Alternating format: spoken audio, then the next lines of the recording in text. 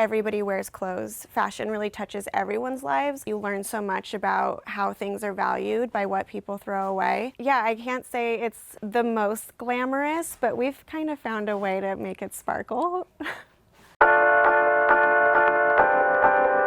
Jessica Schreiber. I'm the founder and CEO of FABSCRAP, and we are in our Brooklyn warehouse in the Brooklyn Army Terminal in Bay Ridge.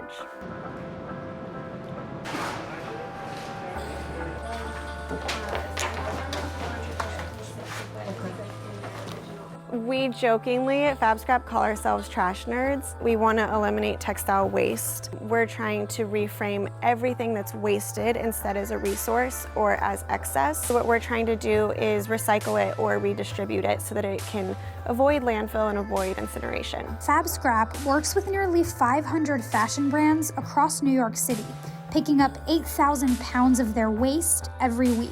Once it arrives at the warehouse, the very first thing we do is pull out anything that is reusable. And the small pieces that are not big enough to be reused get shredded, and they become insulation or carpet padding or mattress stuffing. It's either big enough to be reused or it gets recycled.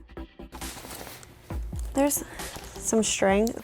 This would be like a fabric swatch or fabric headers. Most stuff like this definitely will take. This is cutting room waste, where it's like they've cut the pattern and this is just extra. I grew up in very rural New Mexico, and so we spent a lot of time camping and backpacking, and I think spending that much time outside is one of the reasons why trash and recycling became so important to me. Just seeing our natural world and how limited its resources are, and then wanting to find ways for that not to be wasted and to prolong that for as many generations as possible. Most people in my family are doctors and engineers. I was definitely the only one who was like, waste management, like let's talk about trash. Jess's first job out of grad school was working at New York City's Department of Sanitation. I can't say that I had any real background or interest in fashion.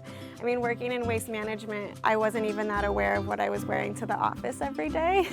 A lot of paper recycling actually has some fabric in it. So it wasn't until brands were describing for me what they were throwing away and in what quantities and how often that I really understood how massive and how reusable and kind of sad it was that all of that was going to landfill. It made sense for me to step out of sanitation and start a separate organization that could really work with businesses one-on-one. It was scary. I mean, I was leaving a very secure government job with a union and a pension, and entrepreneurship was not even a term I was fully familiar with, but I also felt like I knew the problem and I knew the solution, and it was just going to take some grit to build it. What started 4 years ago with Jess renting a U-Haul to do pickups from clients in the garment district once a week is now an operation that has outgrown this Brooklyn warehouse. Sometimes I feel a little bit in disbelief because this was just like a little idea that I had that I really believed in, but I don't think knew the full impact of.